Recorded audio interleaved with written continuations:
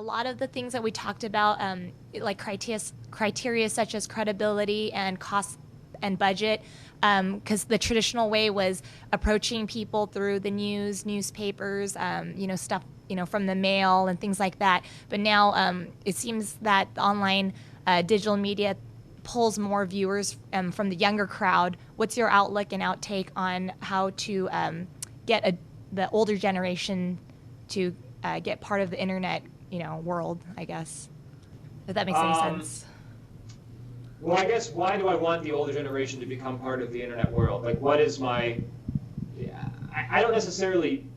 I think they'll eventually die, and the younger people will replace them, and they will all be on the internet. So, although right? There are a lot of '80s references in your material that really, as somebody who's the right age to actually get all those jokes, I find a little disturbing coming out of those. I just like pop culture a lot, and I've always been able to have a good mind for song lyrics, or just a lot of times these random songs are just in my head from listening to a lot of '80s songs on the radio when I was younger. I don't know why I was doing it.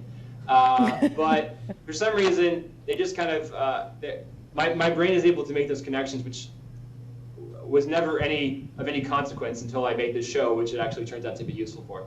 A lot of older people do watch my stuff, and I think, but I don't look at it in terms of we need to get all the older people on the internet. First of all, a lot of them are already there. Second of all, the internet as a distinct entity apart from the mainstream media is increasingly not one. It's not distinct necessarily anymore. It's all blurred. So if I make a YouTube video that's really cool and goes viral, CNN's going to report on it. Or if CNN makes some kind of goofy hologram in their coverage, they're going to make a YouTube video out of that.